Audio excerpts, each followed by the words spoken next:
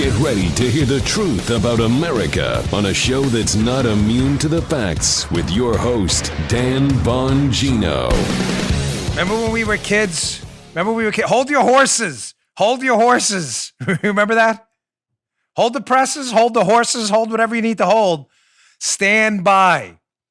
The race is not over. The race is not over. I've got enormous updates for you.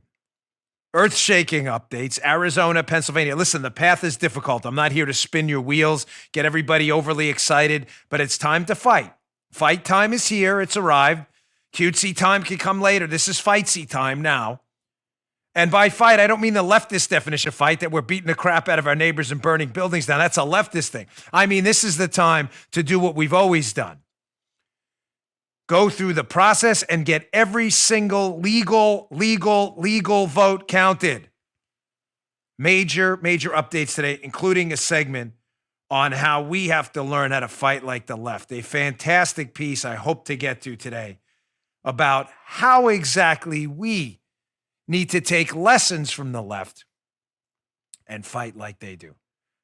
Today's show brought to you by ExpressVPN. Ladies and gentlemen, protect your online activities. Surf the web in peace. Get a VPN. Don't wait. Go to expressvpn.com/Bongino today. Welcome to the Dan Bongino Show. Producer Joe, how are you today? Fine, sir.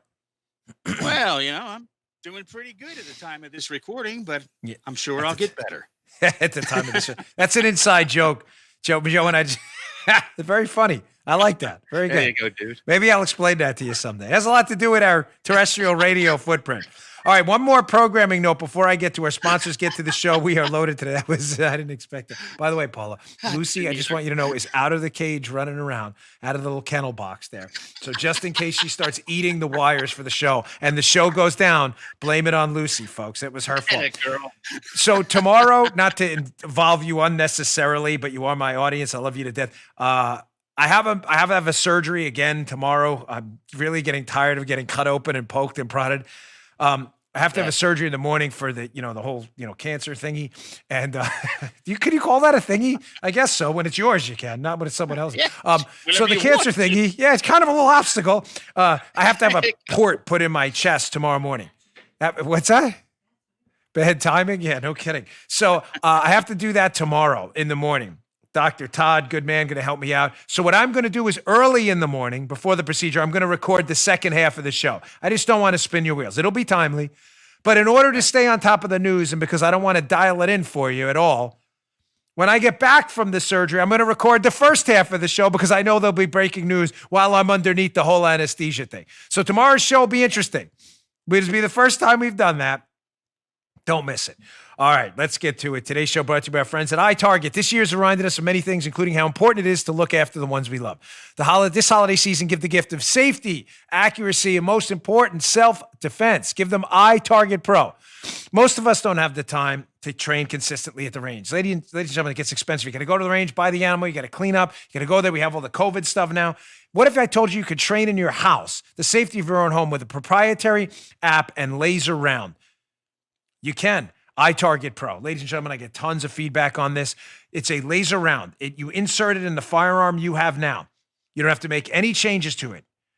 Then when you depress the trigger and you're dry firing, that laser round emits a laser onto a target. It comes, you can download the app and you can see exactly where the rounds would have went. People love this system.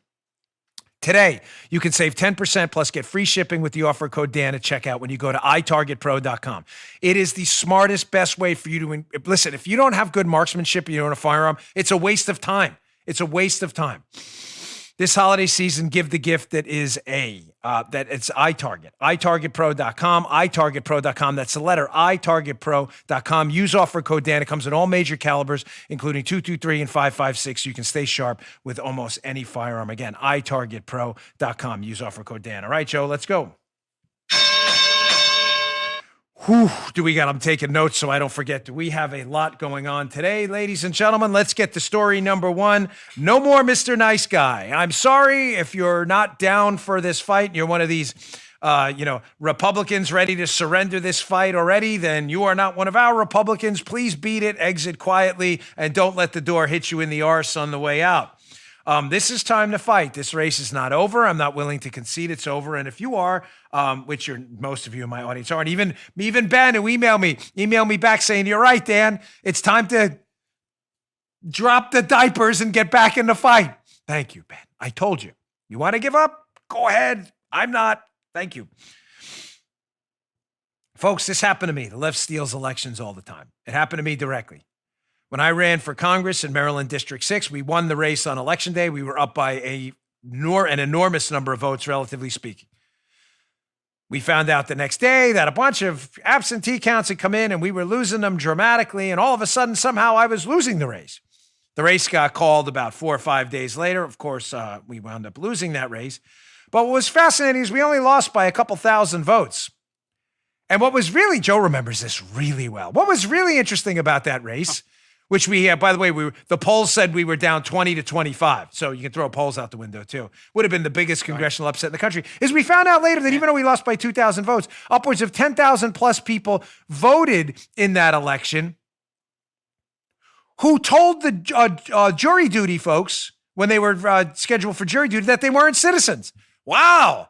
That's weird because only citizens can vote. Listen, it's over. I lost, whatever. I moved on. But you know what? I regret not fighting that now. I do. Parler said to me this morning, tell that story because it's one of the great regrets of my life. You know, we decided to play nice and play cutesy and we don't want to sound like sour grapes and, we'll live to fight another day. Nah, I regret that now. And I'm not going to make that same mistake twice with the president's election. And either is the president of the United States. If we lose this race fair and square with every legal vote, then that's fine. I will not be donning a pink hat, burning down a building, and beating the living crap out of my neighbors. I'm not a leftist. I will go to work the next day like many of you, and we'll fight for the midterms and in 2024. Got it? We're not leftist lunatics. But until you can show me we actually lost this race, the fight goes on right now. And if you're not down for that fight, exit stage left, and please don't talk to anybody else on the way out because I don't want your weakness to infect anyone else. I'm not lecturing you, my audience, folks. You all are great, but there are some people out there already ready to give this up. So as my awesome grandmother, God rest her soul, Eileen Sadler used to say, hold your horses, Daniel, hold your horses. Arizona is back. I was a little down on Arizona yesterday, not you Republicans out there who voted, but the Arizonans, Cindy McCain and others who screwed us up in the state. And we'll leave that for another day. This race shouldn't even be close, but it is in Arizona. Arizona's back. Look at this Arizona Central article. Ladies and gentlemen, a major tranche of votes came in last night. In latest batch, Trump gets share of votes he would need to reclaim Arizona. How's that possible? Fox News already called out their decision desk. Weird, isn't it? But next rounds of ballots present new challenges. Folks, Arizona is still in play. I don't care who, why, or when Arizona was, quote, called. I'm uncalling Arizona, and I don't care where you work or what you said or who called it. This race is still in play, and anyone telling you otherwise is lying to you. Is the path likely for President Trump to win Arizona? Probably not. Is it possible? Is it highly unlikely? No. Is it possible? Yes, it is. Let's look at the screenshot from the Arizona Central. Where's the dog? Where is she? She's roaming around. What's she doing here? Okay. All right. I know. But the dog, she's roaming around. She's going to eat one of my feet or something like that. The dog chews on everything, including toes. Arizona Central article. Trump won the batches of ballots from Maricopa County counted Wednesday and early Thursday by a roughly 57-40 margin over former Vice President Biden. Those votes, likely early ballots sent to the county on Monday and Tuesday, narrowed Biden's lead over Trump in Arizona to 68,000 votes, when his lead had been more than 90,000 votes earlier Wednesday. Here we go. Listen. Paul Bentz, a Republican pollster with the consulting firm High Ground, said Trump needs to win 57.6 of the 470,000 votes that the Arizona Republic estimates remain to be counted. Quote, that's almost exactly what he got in the first batch, Bentz said. He could do it. Ladies and gentlemen, the gap is closing. Now, to be clear, because we're not going to do Pollyanna stuff, we're not going to give you unrealistic estimates of what happened that aren't timely. At the time of this recording, this is what's going on right now. Stuff is changing by the minute. All right. See, I heard you. I don't think I don't listen to what producer Joe said. We still need Pennsylvania no matter what. But you're talking about Arizona. I am. But Arizona won't matter if we lose Pennsylvania. Let me just be crystal clear on that. We need Pennsylvania no matter what. I'll get to Pennsylvania, what's going on there in a moment. Having said that, Arizona had a larger tranche of outstanding votes than we were led to believe when the decision desk at Fox called it the other day. Everybody gets why that matters as the smartest audience in the business. If you're telling me Trump is down by 400,000 votes and there's only, say, 100,000 votes outstanding, you can pretty much call the race, right? If you're telling me Trump is down by 100,000 votes and there's 400,000 votes outstanding, the dipsy-doo, flipperooski, dipsy-dooski, all of a sudden we got a whole different scenario, no? No? The verdict is in. Math wins. She's mad at me now because I worry about the dog. I can tell. I know my wife better than anybody in the business. She's like, just do this show. Just do this show. Don't worry about the dog eating your dog. The dog's part of the show now. It's the greatest part of the show. You've been led into my whole life. If there are 400,000 votes outstanding and President Trump's only down by 100,000, arithmetic wins the day every time. We can win this in Arizona. I don't care that the decision desk at Fox called it. I don't work for the decision desk. I work for Fox. There are people at Fox who don't agree with the call. You heard it on the air. I'm not giving you inside information. The decision desk can do what they want. That call should be retracted immediately. I'm really sorry. Now, what's the path? I told you yesterday the path was Pennsylvania and Nevada.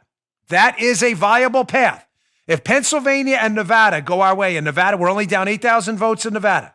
If Pennsylvania and Nevada go our way, we don't need Arizona. Having said that, I really don't want to lose Arizona either, regardless if we need them or not.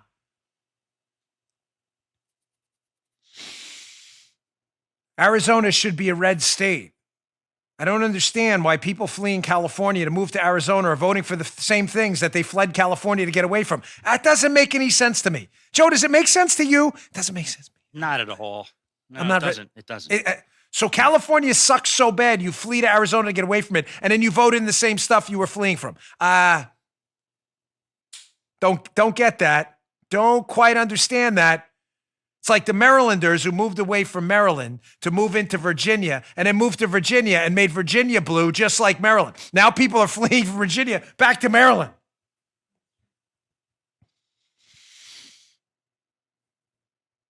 So just to be clear before we wrap up what's going on in Arizona, Arizona right now, at the time we record this, is in play. I don't care what anyone else tells you. Does it mean we're going to win it? No. Does it mean it's possible we could win it? Yes. Likely? I'm not sure. We still need Pennsylvania either way. If we win Pennsylvania and Nevada, we do not need to win Arizona. It would in fact be nice, but we don't need it. Here's the issue, though, in Arizona. Again, before we wrap up, so you have a full spectrum analysis of what's going on. That initial tranche we saw of 100,000 votes went heavily for Trump and cut substantially into Biden's lead in Arizona. The remaining tranche of votes may not go as highly for President Trump as they did before because they're thought to be potentially earlier mail submission votes. Why does that matter? That matters because the votes that were dropped off by air quotes mail on election day were likely Trump voters who tend to vote later.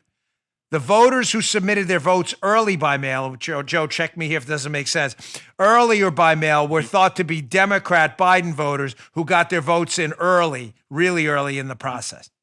Make sense? So yeah, that's why I'm optimistic. Arizona, there could be something could happen, but I don't want to get crazy here. We'll see what happens with the rest of those votes. Responsible coverage matters here. I'll say again, the decision desk has to rescind this call, retract this call right now. Here is what I'm worried about, ladies and gentlemen. One, I'm worried that they could be wrong. Two, I don't understand. What's the hurry? What's the hurry? I don't get what the hurry. I don't understand what the hurry is. The presidential electors don't have to certify until December 14th, and the safe harbor date where we have to make a rough decision by is December 8th. So what's the rush? I mean, I don't understand. You want to count every legal vote in Pennsylvania where Biden's down, but we don't want to count every legal vote in Arizona. I don't get what's going on. What's the rush? Why the rush to call the state? I'm missing this.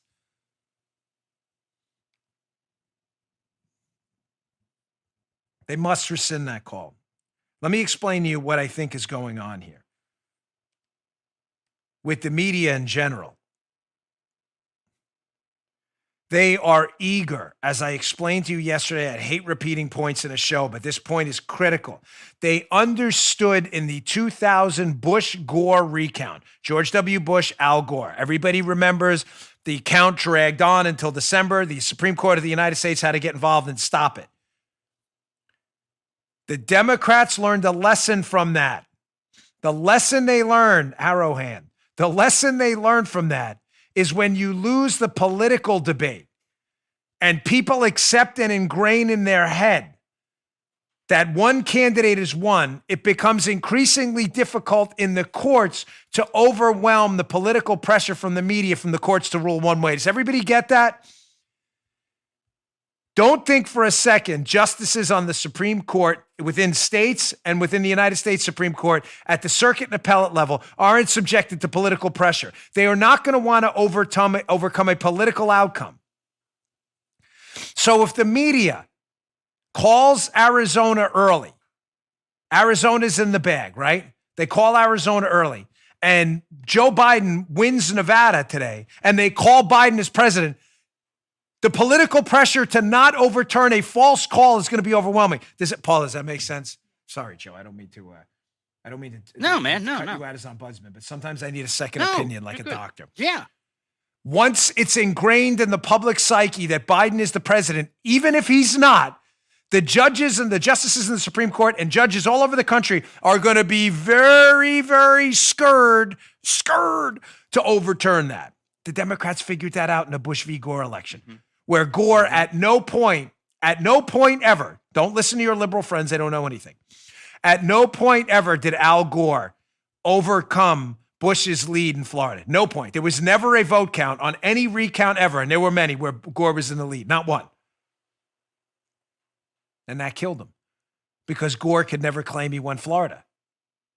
You know why he couldn't claim that? Joe, why do you think? Because he didn't. Because he didn't. Biden has a separate issue. Biden is ahead in these vote counts in Arizona and Nevada. I'm not suggesting he's going to remain ahead, but the minute the media and the politicians can declare him president, whether he's ahead or not, they will. And it's going to create a major, major headache for us in the courts, even if Biden later on loses. That's why the retraction from the decision desk is critical. We don't know yet. I know what you're thinking over there. It's okay. It's okay. Over there, I'm talking about the Parler area. He's the queen of that area. I don't even go over there. I'm not even allowed. You need a visa to go over there. Let's move on to Pennsylvania, because if we don't win Pennsylvania, it's over. Now, explain to me again, I'm just kind of curious, Joe, this is a weird one, how Florida, a state that has a dramatically larger population than Pennsylvania, managed to wrap up its vote count on election, and we're done down here. We got a victory in Florida for President Trump. Pennsylvania, with a much smaller population, is counting votes till when? Christmas? When are we going to get a vote count, Pennsylvania? You can't figure this out. Of course, it's a state run by a Democrat governor. It's not your fault, Pennsylvanians. It's your governor who's a left-wing lunatic. They can't figure out, of course, how to count votes in Pennsylvania, which is quite embarrassing. But what's going on in Pennsylvania right now? If we don't have Pennsylvania, we have nothing. Again, I can't say that enough. It doesn't matter if we win Nevada and Arizona. If we lose Pennsylvania, game over. We're up in Pennsylvania. And magically, Joe, the count goes on in Pennsylvania. They can't seem to figure this out. This whole voting, count them things is really weird. Yeah. At the time this is recorded, yeah. At the time. Put up this Washington Examiner article, because I want to explain to you the chaos in Pennsylvania and what's going to wind up happening. And how this ties into what's happening in North Carolina. Dan, we're getting crazy. North Carolina, Pennsylvania, Arizona, there's a lot going on, ladies and gentlemen. We got a lot of pieces to screw together here. Washington Examiner, Jerry Dunleavy. Trump campaign seeks Supreme Court intervention in Pennsylvania mail-in ballot case. What's going on in Pennsylvania? Please read the show notes today. Bongino.com/newsletter. The newsletter is the show notes. Please. I have it all laid out for you today. You read today's show notes, you'll have a full grasp of what's going on. This story's in there. What's happening in Pennsylvania is the written law in Pennsylvania, election law, passed and certified, is that if a ballot is not received by election day at 8 p.m. Eastern time by election officials, that ballot is not valid. Does everybody understand? That is 8 p.m. election day or election night. Copy. Yeah. The Supreme Court in Pennsylvania jumped in and said, no, which is dominated by leftists. The Pennsylvania Supreme Court said, no. We're going to change that to, as long as it's postmarked by election day, the ballot, you can receive the ballot up to 3 days later and it still counts. There's a problem with that, Joe. The problem is that's not what the law said. And if you want to rewrite the Pennsylvania election law, you do you, but you have to actually, Joe, this is crazy. You have to actually rewrite Pennsylvania election law. I know that's insane to liberals. You're like, what do you mean? We can't just make it up on the fly? No, you can't. But Dan, the courts, yes, I will respond to you, but liberals, the Constitution. The Constitution is crystal clear that election law will be written by, wait for it, Joe, state legislatures. Oh my gosh, not courts? Yes, that's right. The Trump campaign, if they lose Pennsylvania due to not legally counted ballots, in other words, ballots that are illegally cast after 8 p.m. on election day, again, the whole law thing I know gets in the way. By the way, those are if Republicans didn't get their vote in by 8 p.m. in Pennsylvania, your vote shouldn't count either. Let me be crystal clear. If we lose fair and square to do legal votes, fine. I'm not like a Democrat. Let's only count Biden votes. Screw the whole, vote for the other guy thing. They're taking the case to the Supreme Court, the Trump campaign. And what they're going to do is Pennsylvania has now moved ballots received after 8 p.m. on election day into a separate pile. If the Trump campaign loses Pennsylvania and the numbers are there to show that they lost due to ballots cast, follow me here, after 8 p.m., which is against Pennsylvania law, they will win that case in the Supreme Court, the U.S. Supreme Court. Okay. Make no mistake. Well, okay, I shouldn't say that because of John Roberts. Make maybe a little bit. Roberts, even though we got Amy Coney Barrett now, let me rephrase that. I'm confident we will win that case in the Supreme Court. Having said that, I've spoken to some people on the Trump team. If we lose Pennsylvania by an amount that exceeds the amount of ballots received after 8 p.m. on election day, they doubt the Supreme Court will take the case because it wouldn't technically overturn the Pennsylvania outcome. Everybody tracking? Yeah, we're good. We're good. I'm reasonably confident, even if we lose, air quotes, lose Pennsylvania due to illegally cast votes, that we still have an avenue in the Supreme Court. Because again, if we don't win Pennsylvania at this point, this race is over. Time for lullabies. One more point, and we'll get to our second sponsor here. What does this all have to do with North Carolina? Arizona, we're still counting. Nevada, we're still counting. Pennsylvania, we're counting, but we still have the court option.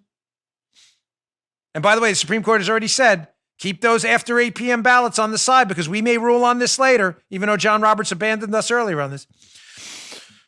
North Carolina came out yesterday and said, hey, by the way, we're not going to finish our counting because North Carolina has not been certified yet and no winner's been called by the decision desk or others. We're not going to we're not going to restart our counting and give you a number until November 12th. Why do you think they do? Anyone here in the Paula, Joe, anyone have a theory? You have a theory? No, good guess. But Joe, you have a theory on why North Carolina? I don't. Need you to let me explain. tell you. That's what I'm here for. Don't worry, folks. Sometimes I throw pop quizzes. It's okay. North Carolina is run by a Democrat right now. It's a largely Republican state, but it's run by a lunatic Democrat governor.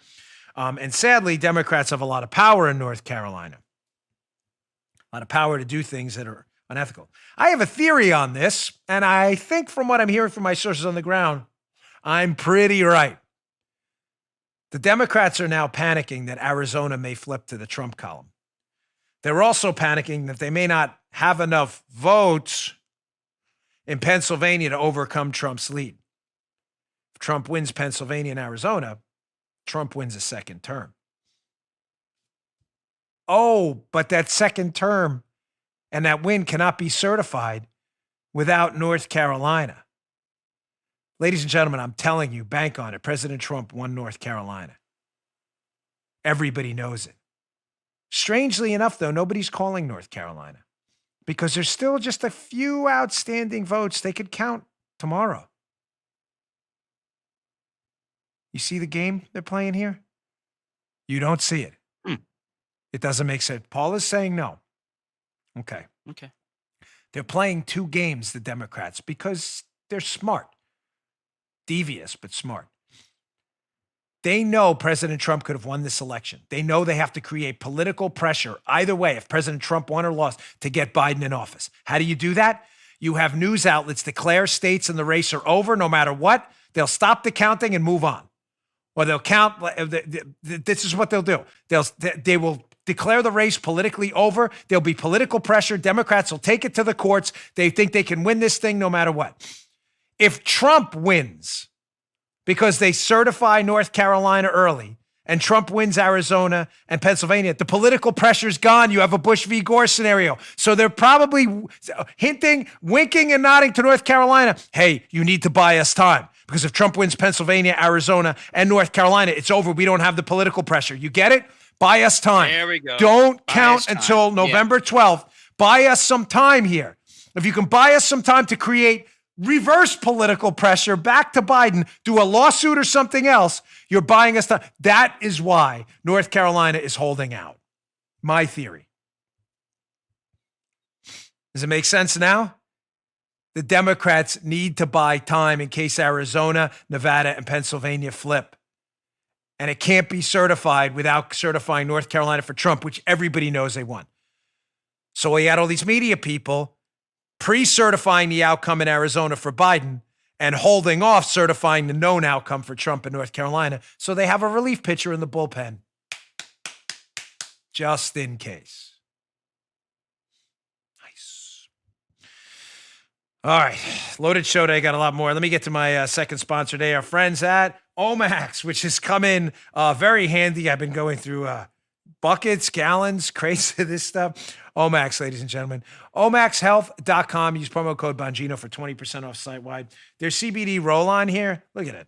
This stuff is just like magic. I've been using it for aches and pains, which have grown substantially in the last time. But living with chronic pain can I just be honest, kind of sucks. It's worse than just discomfort. It ruins your life. You know, you can't work out as much. You can't work out as hard. Sometimes you can't even walk up the stairs. My house is up on stilts here, so you got to walk up the stairs. My knees hurt. A lot of things hurt. If you're looking to get rid of nagging muscle and joint pain, try Cryo-Free CBD Roll-On. It's a natural breakthrough pain relief solution developed by Omax Health. It's non-prescription, triple-action pain relief. The roll-on is specifically formulated to block pain receptors, reduce inflammation, and improve muscle and joint flexibility. Paula, how much you love this stuff for your neck? See, she should come over and say hello. She gets this cranky neck in the morning. It says here the best part is 100% natural CBD-powered remedy. It works its magic within 10 minutes. I dispute that. Honestly, I think within a few minutes, my experience, 2 to 3 minutes. They're being nice. But 10 minutes after application, relief lasts up to 8 hours. Again, my personal experience, relief lasts for days sometimes. I don't get it back for days, the pain. This stuff is terrific. Can't recommend it highly enough. Omax Cryo-Freeze. We get a ton of positive emails about this product. I send them right on to Omax. Omax Health is offering my listeners 20% off a full bottle of Cryo-Freeze CBD pain relief roll-on. This discount also applies towards any product site-wide. That's terrific. Just go to omaxhealth.com, enter code Bongino. That's omaxhealth.com, enter code Bongino. Get 20% off Cryo-Freeze and site-wide. Athletes like pro golfer Kyle Stanley use Cryo-Freeze CBD to recover on and off the course. They've got 95% five-star reviews page after page. Consumers say they try everything, and Cryo-Freeze is the best. Check it out. Simply roll it on the area it hurts. It's that easy. And just ice out the pain. It feels nice and cool too, right? If you put it on. No messy creams or horrible fragrances like some of the other products. CryoFreeze works within 10 minutes of application, improving physical training, recovery, and performance. Go to omaxhealth.com and enter code Bongino, Bongino, to get 20% off CryoFreeze and site-wide. This product is a real deal. omaxhealth.com. Enter code Bongino to get 20% off and site-wide. All right, thanks, Omax. We appreciate you supporting the show here. So, folks, let's move on. That's the election count update. Important. You need this information. Second, let's go to, because we got to war game this, okay? We have to do, yeah, any of you who went to business school, SWOT analysis, strengths, weaknesses, opportunities, threats, you remember that? We'd be idiots not to tactically game this out. The left is doing it for us. So, however painful it may be, if, big if, I have it underlined with capitals, IF, double underlines, if Biden wins, what happens? We have to game it out. I am not conceding anything. I'm just saying if he wins, what happens? Here is some good news. Not good news if he wins, but the good news is if Biden pulls this out, ladies and gentlemen, this is the lamest of lame ducks you have ever seen. Listen, folks, it's obvious. It's not personal. I'm not mad at the guy for it, but it's obvious Joe Biden does not have the cognitive capabilities to handle the job of the presidency, folks. It is obvious. We don't need to pile on there. The man obviously was running the Biden crime family, so his morals and ethics are just disturbing and disgusting. But no one's medical condition like that is in any way should be an object of anyone's humor, because it's not. But he is, and could be the president of the United States in a few months, and he cannot handle the job. That's number one. But we already know that. Why would he be a lame duck? Let's go to this Axios article, which is important. It'll be up in the show notes today. I don't use Axios that often. They have a pretty left-wing bent. But when I do, they have something to say that matters. GOP Senate wins wreak havoc on Biden transition plans. Folks, Biden would be the lamest of lame ducks. Now, even with this story, I'm going to give you the good news, bad news. Let me give you the good news first. Cocaine Mitch could strike again. He could go full Cocaine Mitch. What do I mean by that? From the Axios story. Oh, wow. Yeah. A source close to McConnell tells Axios that a Republican Senate, which looks likely, it may be slim, it may be 51-49, but doesn't look like we're going to lose the Senate, would work with Biden on centrist nominees, but no radical progressives or ones who are controversial with conservatives. The Biden agenda would be severely restricted by GOP control, the source added. Quote, this is their quote, not mine, because Davey Albert, the New York Times, may be listening. This is someone else's quote. Quote, it's going to be armed camps. A little dramatic, but what are they saying there? Joe Biden, ladies and gentlemen, to get anyone appointed to his administration, to judgeships, and to critical positions, needs the Senate to confirm that person. Now, due to Harry Reid's disastrous, for the Democrats that is, wiping clean of the filibustering of nominees rule, the Senate can stop a nominee. They don't need 60 votes to stop it. That would be a filibuster. They don't need to filibuster anymore. The Senate now can stop a nominee if Joe Biden wins with only 51 votes. What's the problem? Well, if we have 51 votes, all that talk you heard, Joe, about, Bernie Sanders is going to be whatever, Secretary of State or the Treasury Secretary. Elizabeth Warren is going to be the Secretary of Commerce. Susan Rice is going to be whatever, the Secretary of Defense or Secretary of State. A lot of those plans go, remember like Kaiser Sose at the end of The Usual Suspect? And he was gone. Not only that, if a Supreme Court seat were to open, could block that too. So McConnell, you can't block all of them all the time. It's just not going to work. You do have to have some functioning government. But McConnell is going full Cocaine Mitch apparently and telling them, listen, if we keep the Senate, you better not send us lunatics. You think, Paul is laughing. You think you're going to send us a cabinet of Bernie Sanders, Liz Warren, the ghost of Che Guevara? You're out of your mind. That's the good news. Well, I'm a little wired today, as you can tell. I got a busy day today. Here's the bad news. The bad news is if we have 51 Republican senators, Remember, we don't really have 51. You got your Mitt Romneys, you got your Susan Collinses, who I'll take. She was better than the competition. But they're not real concerned. You got Murkowski, who's always a disaster. You know, Mitt alone Mitt's more of a Democrat now than anything. You only need to lose one of them because if it gets to 50-50, who breaks a tie? Say he nominates Bernie Sanders for Treasury Secretary or some left-wing socialist radical psycho.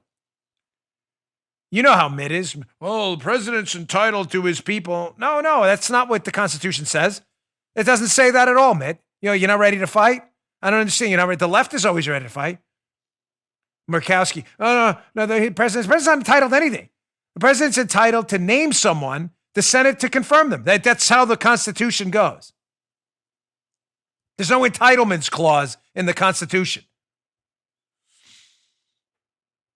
So we are going to have to approve some people if Biden wins. Here's another reason he's already a lame duck, Biden, if he wins. Let's hope he doesn't. The left got crushed during the election, and they know it. Left got crushed? What do you mean? President Trump may have lost. He may have won, too. But ladies and gentlemen, down ballot was a disaster for them. When I tell you that the left actually thought they were going to take the Senate by close to 6 to 10 seats, they didn't take the Senate at all.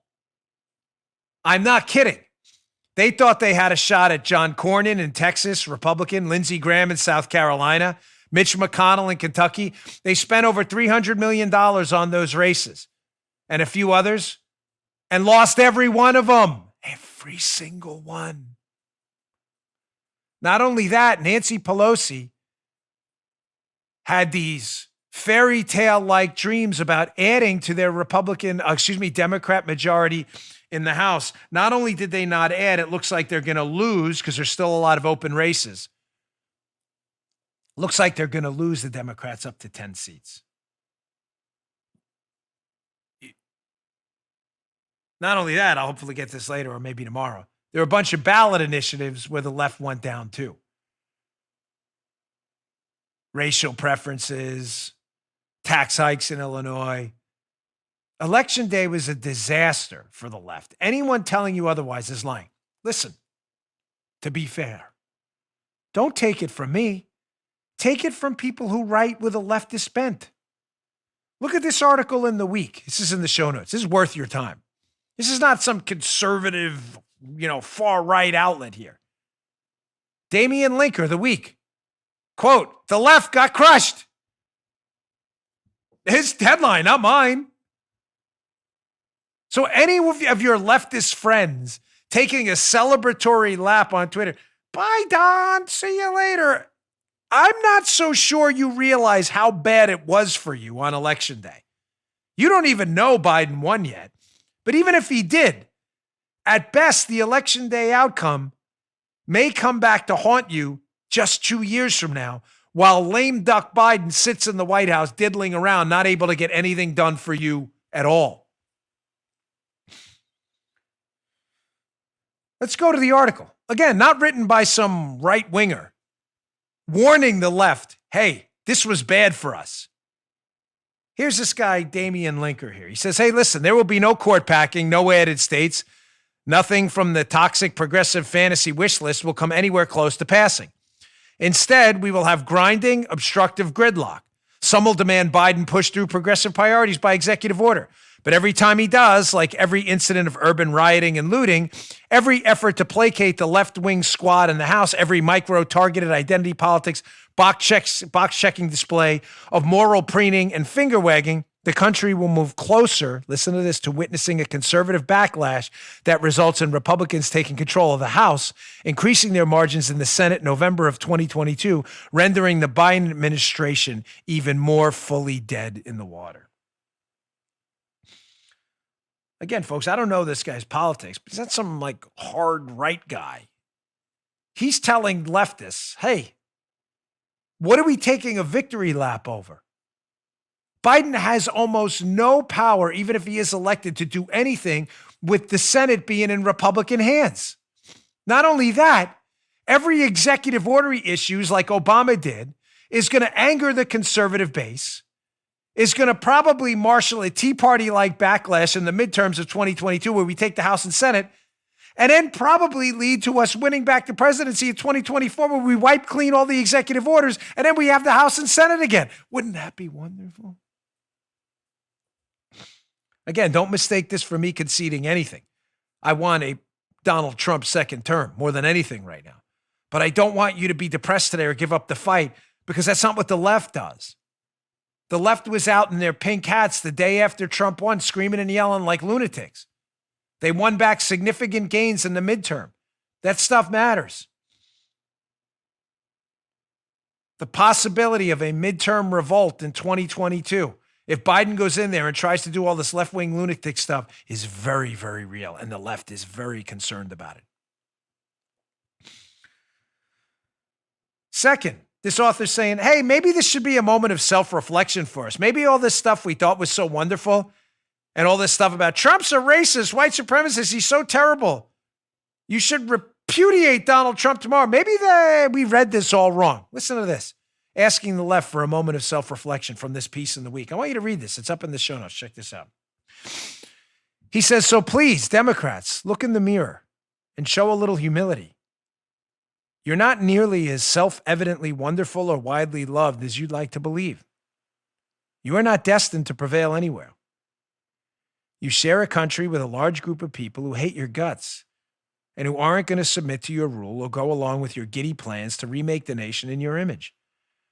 It's time to start acting like you understand this implacable fact and all it implies about the limits of your power and the parameters of the possible.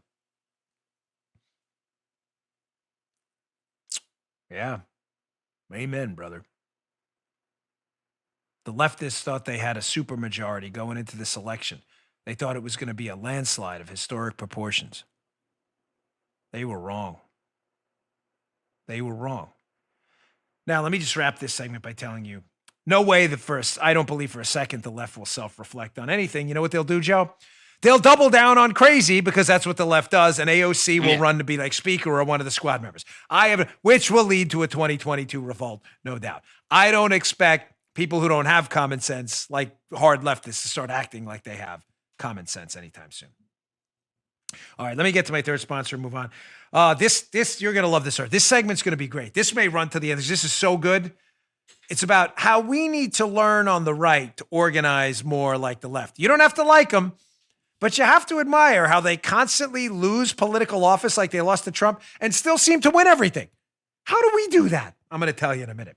Today's show brought to you by Helix Sleep. They make personalized mattresses right here in America, shipped straight to your door, free, no contact delivery too, free returns, and a 100-night sleep trial. What else? There you go. You can stop right there. But it won't, because I love Helix Sleep mattresses. I sleep on one. I sleep on the Midnight Lux. It was customized for me. How? Did I walk into the factory and start, hey, you do this and that for my mattress? No, I did something simple. I took their 2-minute sleep quiz. That's right. It matched my body type to sleep preferences for me. I like to sleep on my side. But if you like to sleep on your back, your stomach, or you sleep really hot, I certainly do. With Helix, there's a specific mattress for each and everyone's unique taste, not just mine. Take their 2-minute sleep quiz today. Don't wait. Get matched to a mattress for you, not some generic, I see it in the store, it feels come. What do? You're going to say you sit on it? Great. Take their quiz. You're going to be sleeping on this 8 hours a night, if you're lucky. Maybe 6 in the next few days. Maybe 2. Either way, make it the best 2 hours of your life. It's like sleeping on a cloud, the Helix mattress. I wanted something that felt firm, and I sleep on my side, so I have the Midnight Lux. We love it. My daughter loves hers, too. But don't take my word for it. Helix was awarded the #1 best overall mattress pick of 2020 by GQ, Wired Magazine, Apartment Therapy. Just go to helixsleep.com/Dan. Take their 2-minute sleep quiz. It's that simple. They'll match you to a customized mattress that'll give you the best sleep of your day, of your week, no, of your life. Right now, Helix is offering up to $200 off all mattress orders for our listeners. Go today. Go to Helix, Helix, sleep.com/Dan for up to $200 off your mattress order. Helix also offers exclusive discounts for our military. Thank you for your service. First responders, teachers, and students. Check out their website for more information. helixsleep.com/Dan. Okay. On to this article here. Show's not really heavy with graphics and stuff today because this is more a call to action. We need to learn how to organize and fight more like the left. I'm sorry. I wish it were an easier way to tell you that, but we do. I read a great book once by Fred Siegel. It's one of my favorites. Andrew Wilkow loves it too. It's by Fred Siegel. It's called Revolt Against the Masses. And it is a written history of the left. I know sometimes these history books can be dry and boring, but necessary. Not this book. It's a fascinating history about how the liberal left has always hated the middle class. That can't be, Dan. Joe, clearly I phrased that wrong. The left's the party of the little guy. We're the party of the poor. The Republicans are party of the rich. No. When you read the book, Revolt Against, last time I mentioned this book, by the way, it jumped like 100,000 spots on Amazon. So my audience, you all are great. I don't get any, I have nothing to do with the book. I'm not this publisher or anything. I'm just telling you it's a great book. I promote their people's books more than I promote my own sometimes. Revolt Against the Masses. It talks about how the left has always hated the middle class. Always. We're not talking about rank and file working Democrats hating. I'm talking about the organized radical left has hated you if you were in the middle class for decades, if not centuries. And he talks about all of these. Maybe I owe you. Do I owe you a little? I do owe you a little explanation as to why that is, because I teased the book. He goes through in the book in great detail about how early settlers in the United States that became the radical leftists of even today, the ideological lineage of the left, always worshiped the European aristocracy. You know where you were born into titles, Joe? I'm the Duke of Armagh in Scotland. Do you actually know it? Why do I have to kiss your ass? Because I'm the Duke. But do you actually have any skills or contribute to say, my skill is I'm the Duke? That's it. Liberals love that. Because, you know, they have the whole gentleman C thing that liberal, if you were the Duke, you'd go to school, you'd get a gentleman C, you'd barely show up, and you would be deemed the academic elite, and you would tell everybody, your little serfs and your servants in the area, how stuff is going to go down. I was going to say something else, but we're on terrestrial radio. Liberals always want that because liberals hate democracy in the middle class. They want to be the aristocracy, and they want to be the Duke of Stewart, where I live in Florida. The Duke of Stewart. They want to be costumed and have their Duke costume. They worship the European aristocracy. They hate the fact that the middle class can vote and vote them out. They want to tell you your car stinks, gasoline is terrible, you should go work in solar panels rather than you dirty fracking workers. And if I dirty workers, they deplorable, smelly, stinky Walmart people. Shop in Walmart. What losers. You need to be like the Duke. The Duke doesn't shop in Walmart. With all you deplorable non-deodorant wearing fools. That's what the leftists want. AOC with her $14,000 suit on the cover of whatever it was, Vanity Fair.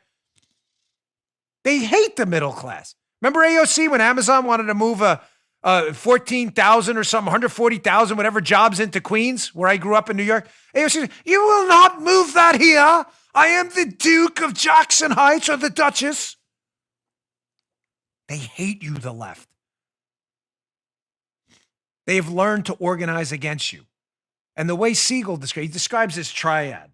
The left uses three distinct groups of people to instill power that's not necessarily legislative power, but cultural power against you. They use the media, where they're just straight up leftists, congressional committees, and activists.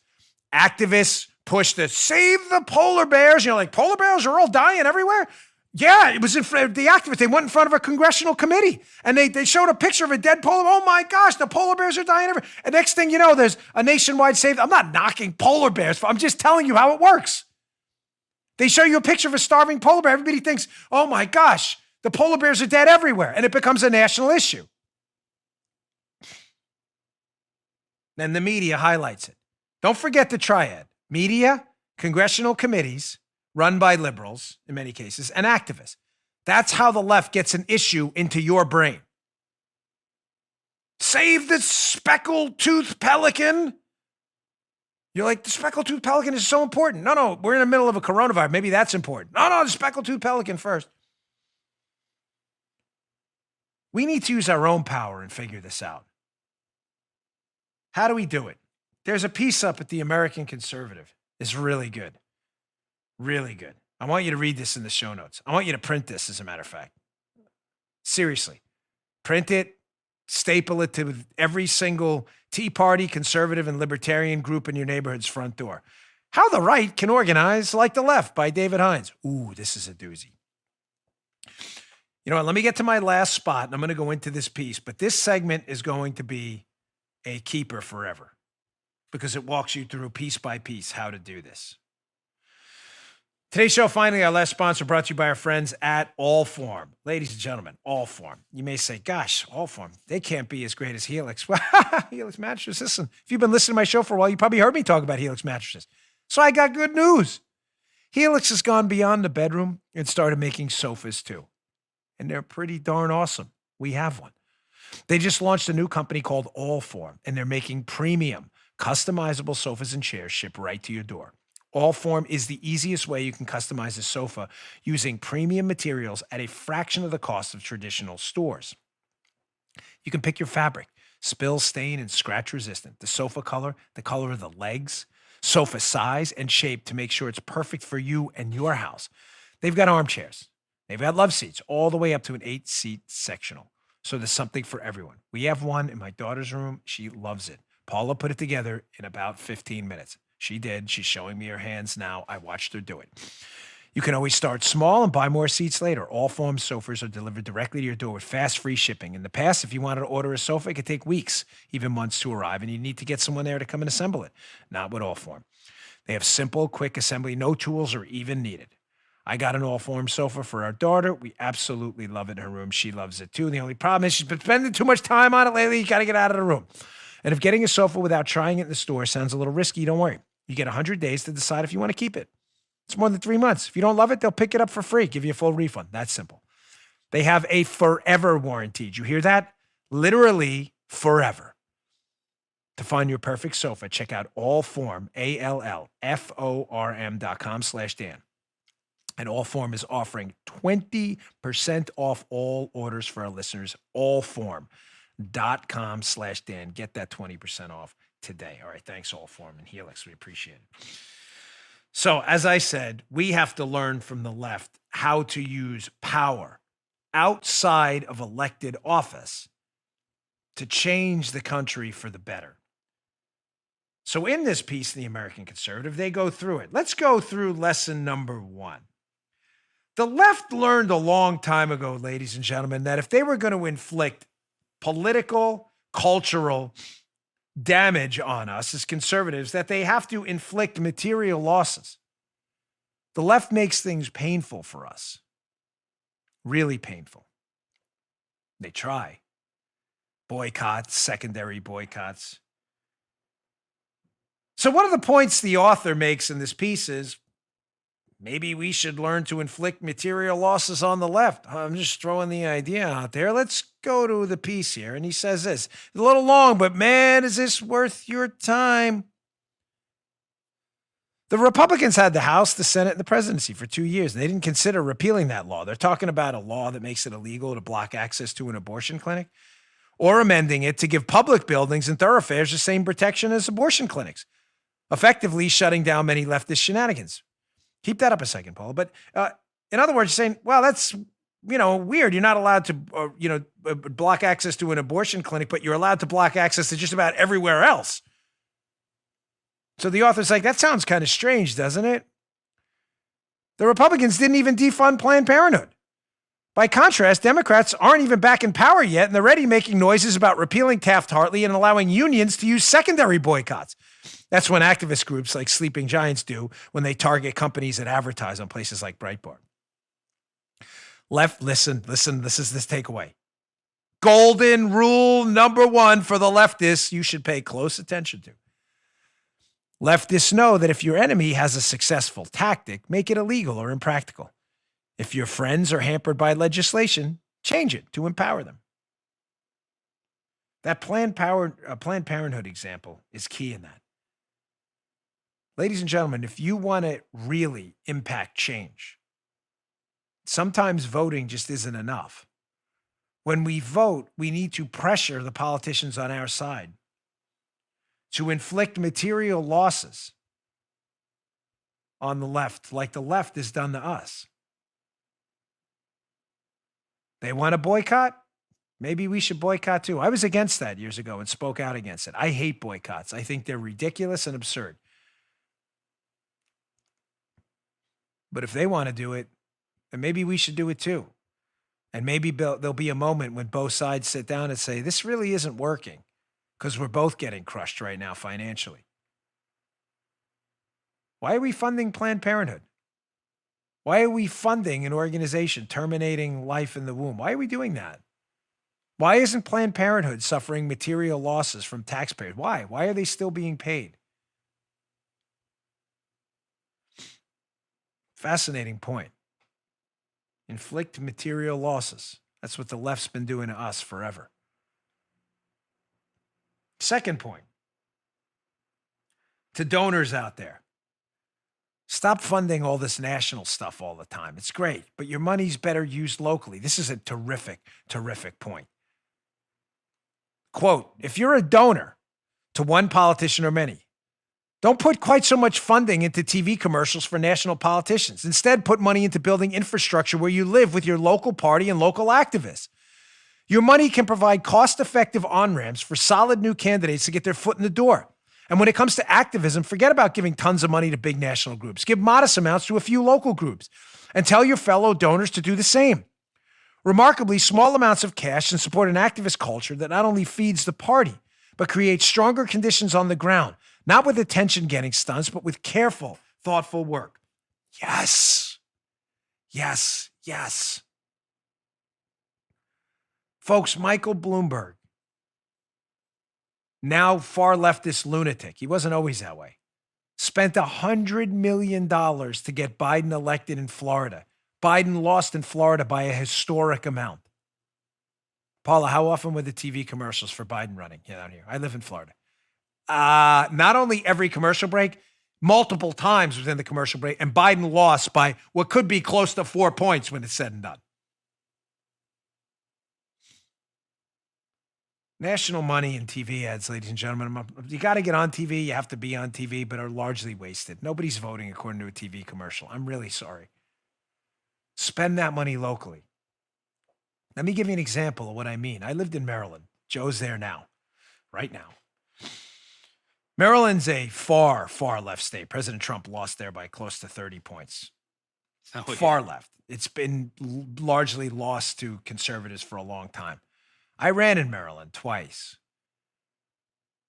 There was a group there that fought back against a rain tax. It was a tax on impervious surfaces. How it worked was complicated. I'll leave it for another day, but Joe remembers it well. The rain tax. It made people furious. If you had a flat roof in a warehouse, you got a tax bill for something like 20, 30 grand.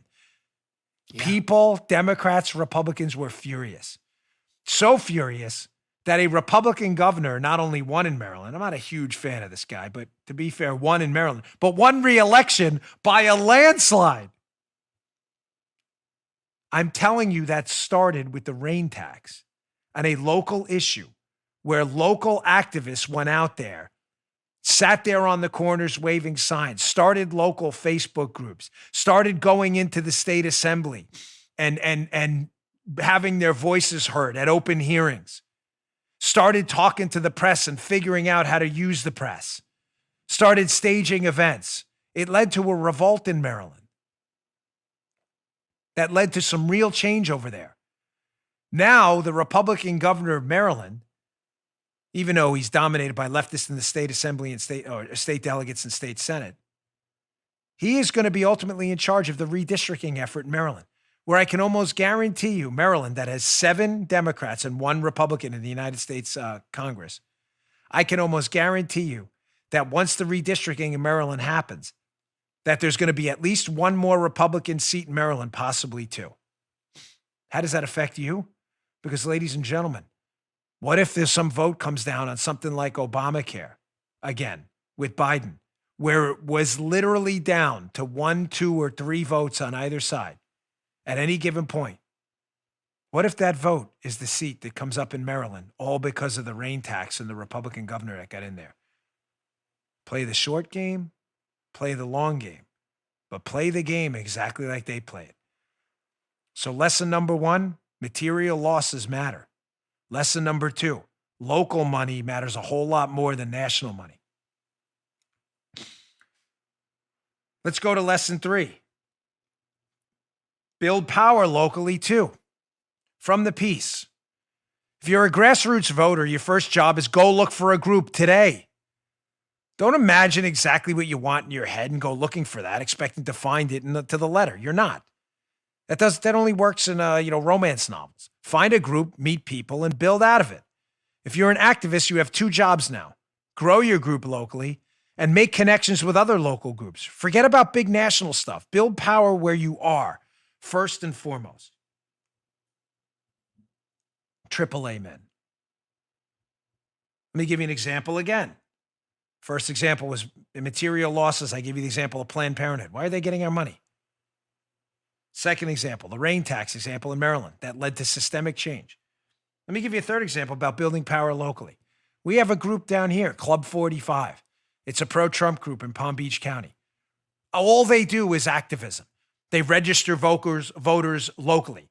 They have meetings where they have speakers come in, teaching them how to be activists. They're out there waving signs on the corner. I have no doubt that President Trump's exceptional performance in Palm Beach County, where they are, exceptional performance is largely attributed to this local group that fought on the ground there locally, fights for local issues, and they have meetings with thousands of people at them.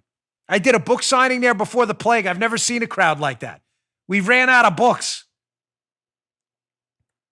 Organize locally. Meet with other groups. Don't look for the perfect group out there. Oh, I'm about the fair tax. Me too. I love the fair tax. There's a bunch of fair tax supporter groups. Get with another group. Maybe they don't support the fair tax. Maybe they support a flat tax, but you have a lot in common. You know what you have in common? Economic liberty. That's how you build power.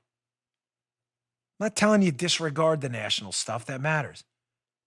But as Jordan Peterson says in his book, clean up your own room first before you go changing the world. Locally act.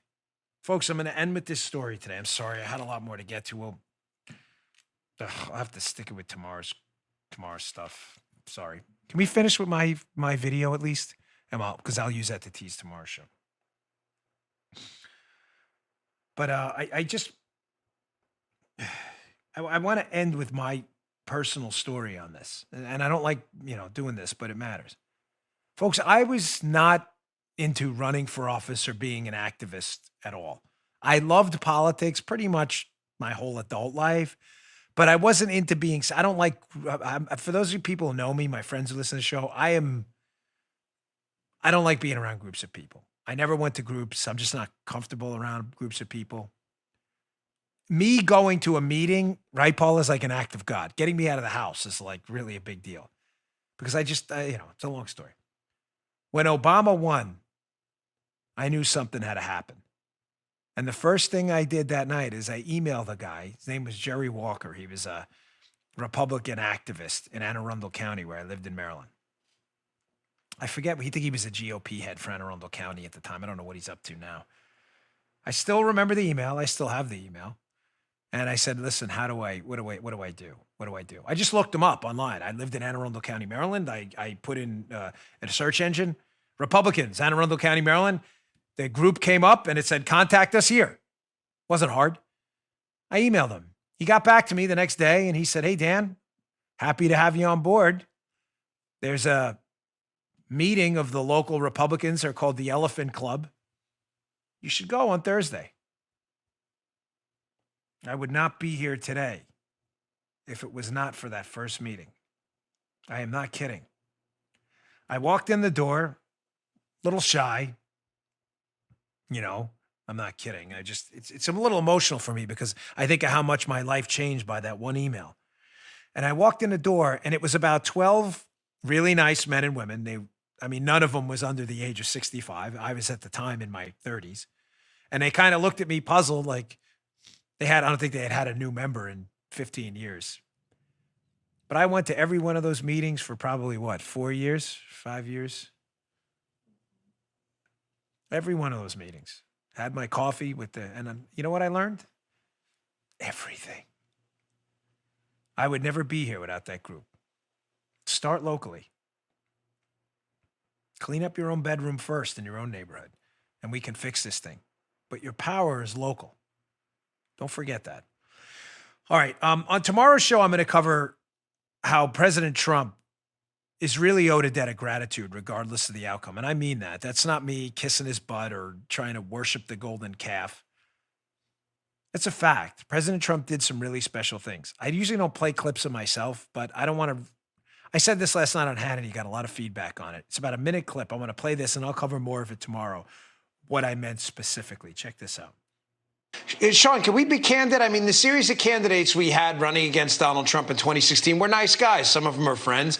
But do you honestly think any of them would have beat Hillary Clinton? A lot of them wouldn't have had any appeal in Wisconsin. I mean, the fact that we're even talking about Wisconsin and Michigan tonight, the fact that we're even talking about them, that they were close, are close, we don't know. I'm not sure what the outcome will be yet until every vote is counted.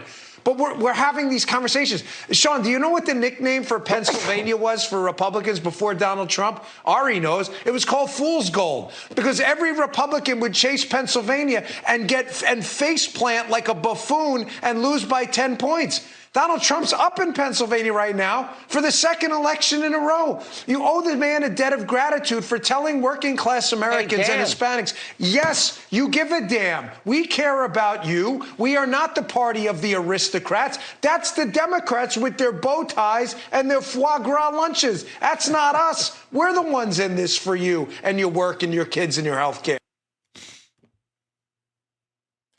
More on that tomorrow because it's important, regardless of the outcome of this election. But stay optimistic, keep your chin up. There's still a path to victory.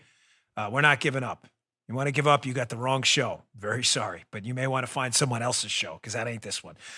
Please subscribe to the show, folks. It's all free. I really need you to do that. If you wouldn't mind, please. The subscriptions matter. It's free. We don't charge our listeners or viewers anything.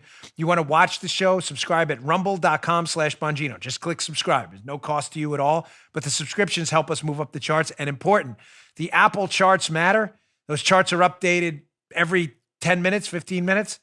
Please go to your podcast app on your phone. Everybody has it on your iPhone or wherever you get your podcasts. And click subscribe, go to Apple Podcasts, look for the Dan Bongino Show, and please click subscribe. Again, it's free. The subscriptions drive you up the charts. It's not just the listens. I know, it's kind of weird, but it helps other people find us. We really appreciate it. I will see you all tomorrow. Don't miss tomorrow's show. We'll have the pre- and post-surgery edition in the same show. We'll see if I look any worse for the wear afterwards. It'll be exciting. Don't miss it. See you tomorrow. You just heard Dan Bongino.